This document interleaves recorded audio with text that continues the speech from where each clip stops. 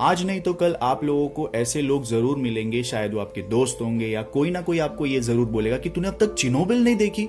HBO की original जो कि हॉटस्टार पे अवेलेबल है, 5 आवर्स की टोटल ये वेब सीरीज है जिसके 5 एपिसोड है। हम इतने ज्यादा कनेक्टेड और हुक्ड हो जाते हैं इस वेब सीरीज को कि जब हम 5th एपिसोड तक पहुंचते हैं और एंड में जब प्रोफेसर विलेरी लिगासोव एक्सप्लेन करते हैं कि कैसे ये न्यूक्लियर पावर रिएक्टर बर्स्ट हुआ है या एक्सप्लोड हुआ है, उस टाइम पे हमें थोड़ा बहुत बाउंसर जाता है। प्रोफेसर लिगासोव बताते हैं कि किसी भी न्यूक्लियर रिएक्टर के अंदर रिएक्टिविटी या तो बढ़ती है या तो घटती है, और इस बढ़ने और घटने रिएक्टिविटी को बैलेंस करना रहता है ऑपरेटर्स को, इंजीनियर्स को, साइंटिस्ट को। और इस ऑपरेशन के अंदर ही झोलझाल होने की वजह से न्यूक्लियर पावर रिएक्टर बर्स्ट हो गया। शुरू करते हैं, सबसे पहले समझते हैं कि एक्चुअल में बेसिक वे में रन कैसे करता है न्यूक्लियर रिएक्टर। उसमें क्या होता है, यूरेनियम करके एक एलिमेंट यूज किया जाता है जिसके अंदर प्रॉपर्टी ये होती है कि अगर उस पे न्यूट्रॉन को बम्बार्ड किया यूरेनियम के ऊपर 235 के ऊपर, तो एक चेन रिएक्शन फॉर्म होता है जिसकी वजह से पावर जनरेट होती है, एनर्जी जनरेट होती है, और उस एनर्जी जनरेट, पावर जनरेट की वजह से हीट बहुत ज्यादा क्रिएट होता है। और इसको बैलेंस करने के लिए हम यूज करते हैं कंट्रोल रॉड्स यानी कि बोरॉन, जो 211 रॉड्स यूज किए गए हैं चिनोबिल के अंदर। और ये कंट्रोल रॉड्स ब्रेक का काम करते हैं, यानी कि यूरेनियम के इस रिएक्टिविटी को कम करने के लिए, कंट्रोल करने के लिए, बैलेंस करने के लिए इन ब्रेक्स का इस्तेमाल किया जाता है। और इसी के साथ साथ पानी का इस्तेमाल किया जाता है जो कि ठंडा रखता है इस रिएक्टिविटी को, इसके टेम्परेचर को। लेकिन बिकॉज ये रिएक्टिविटी इतनी फास्ट है और बढ़ती रहती है, ये इस पानी को गर्म कर देते हैं और उस वजह से स्टीम क्रिएट होता है, हीट क्रिएट होता है, जिससे टेम्परेचर भी बढ़ने लगता है।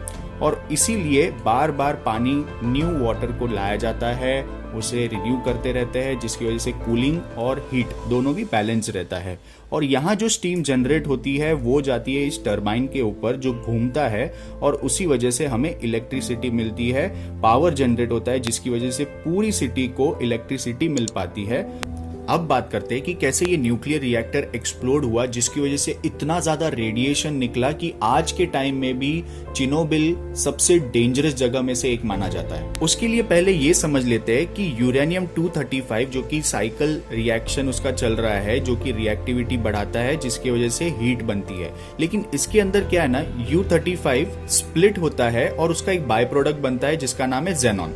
और ये जेनॉन का काम ये है कि रिएक्टिविटी को कम करना। अगर अभी आप सोचेंगे कि यार इतना प्रॉब्लम है तो वो यहाँ पे भी होगी, लेकिन ये जेनॉन यहाँ पे बर्न हो जाता था क्योंकि ये हीट जनरेट होती थी। इस हीट की वजह से ये जेनॉन बर्न हो जाता था, तो कोई प्रॉब्लम नहीं होती थी, एकदम स्मूथ वे में सब कुछ चलता था, टरबाइन घूमता था, इलेक्ट्रिसिटी मिलती थी। लेकिन यहाँ पे क्या हुआ, इन्होंने 10 आवर्स तक 700 से लेके 1500 मेगावाट्स तक इस पूरे न्यूक्लियर पावर रिएक्टर को चलाया, और उसकी वजह से जेनॉनिटी है वो बढ़ती गई और उस वजह से रिएक्टिविटी कम होती गई। जेनॉन जो कि इतना ज्यादा बढ़ गया था और जिसकी वजह से रिएक्टिविटी इतनी कम हो गई थी, उसको बैलेंस करने के लिए इन्होंने कंट्रोल रॉड्स निकालने शुरू कर दिए। 211 टोटल कंट्रोल रॉड्स रहते हैं जो कि एक ब्रेक की तरह काम करती है न्यूक्लियर रिएक्टर के अंदर। उसमें से 205 इन्होंने निकाल दिए बैलेंस करने के लिए। लेकिन ये ब्रेक्स, चलती गाड़ी में से अगर ब्रेक्स निकाल दिए तो कुछ ना कुछ तो प्रॉब्लम होगी होगी। तो 20 से लेके 30 मेगावाट्स तक पहुंच चुका था, वो धीरे धीरे करके मैक्सिमम 200 तक पहुंचता है। 200 के बाद ये इतना ज्यादा अनस्टेबल और अनबैलेंस प्रोसेस्ड हो जाता है कि अब इसके अंदर कुछ भी चेंजेस आया तो कुछ ना कुछ तो दुर्घटना होगी, और वो हो ही गई। और इसके बाद से ऑपरेटर्स का कोई कंट्रोल ही नहीं था। सेकेंड्स के अंदर ये सब इतना ज्यादा चेंज होने लग गया। जैसे फॉर एग्जांपल मैंने आपको बताया था कि पानी की जरूरत पड़ती है जो बार बार रिप्लेसमेंट करना रहता है, वो कूलिंग प्रोवाइड करता है इस पूरे प्रोसेस को। और इस पूरे प्रोसेस को कूलिंग प्रोवाइड हो ही नहीं रही थी, नया पानी इन्होंने इंसर्ट कर ही नहीं सकते थे इतने कम टाइम में। तो फिर बाद में क्या हुआ, हीट बढ़नी चालू हो गई, हीट बढ़नी चालू हो गई, स्टीम ज्यादा होने लग गया, और उस वजह से हीट ज्यादा होने की वजह से, स्टीम ज्यादा होने की वजह से एकदम से पूरा प्रोसेस शिफ्ट हो जाता है ब्लू कलर से डायरेक्टली रेड कलर में। तो जैसे कि जेनॉन वो सारा बर्न हो जाता है, टेम्परेचर कम हो ही नहीं रहा है, रिएक्टिविटी कम हो ही नहीं रही है, रॉड्स इन लोगों ने ऑलरेडी निकाल दिए, पानी नया रिप्लेसमेंट कर ही नहीं रहे हैं, तो ये चारों हट गए और सब कुछ यहाँ पे बढ़ गया। तो यूरेनियम का प्रोसेस फास्ट हो गया, हीट ज़्यादा हो गई, स्टीम ज़्यादा हो गई, हीट ज़्यादा हो गया, टेम्परेचर बढ़ गया। इस वजह से इतना ज़्यादा फास्ट ये प्रोसेस हो गया कि एक टाइम पे आने के बाद ये 200 बढ़ जाता है 300, 500, 1000, 2000 और फिर 3300। पूरा प्रेशर कुकर की तरह बन चुका था। बहुत ज़्यादा हीट इसके अंदर जनरेट हो गई थी, उस वजह से बहुत ज़्यादा फास्ट इसका रिएक्शन हो रहा था, रिएक्टिविटी भी बहुत बढ़ गई थी।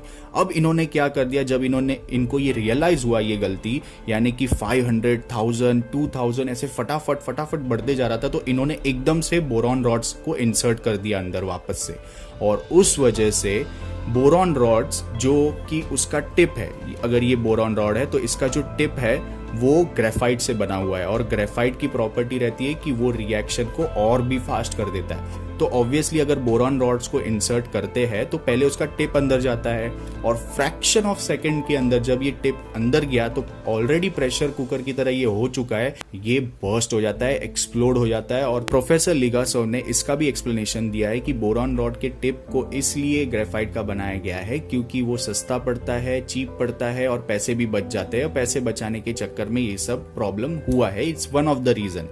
तो प्रॉब्लम लिगासोव ने अल्टीमेटली ये बताया है इस पूरे प्रोसेस का कि इसके लिए रिस्पॉन्सिबल है कई सारे करप्ट लोग, कई सारे झूठे लोग, और ये भी कह सकते हैं कि जो डेटलॉव है उसके एरोगेंसी या फिर उसके इम्पेशेंट नेचर की वजह से ये पूरा न्यूक्लियर रिएक्टर का कोर बर्स्ट हो गया, एक्सप्लोड हो गया, जिसकी वजह से इतना ज़्यादा रेडिएशन। होप कि आपको ये वीडियो समझ में आया होगा और इससे आपका चिर्नोबिल का कॉन्सेप्ट थोड़ा बहुत क्लियर हुआ होगा। अगर कोई भी क्वेश्चन हो तो हमें कमेंट में ज़रूर पूछिए। वीडियो पसंद आए तो लाइक ज़रूर कीजिए, चैनल को सब्सक्राइब ज़रूर कीजिएगा, क्योंकि हम यहाँ पे वही रिव्यूज़ करते हैं जो आपको मोटिवेट, इंस्पायर और चेंज करते हैं। Thank you so much, love you, take care, bye bye.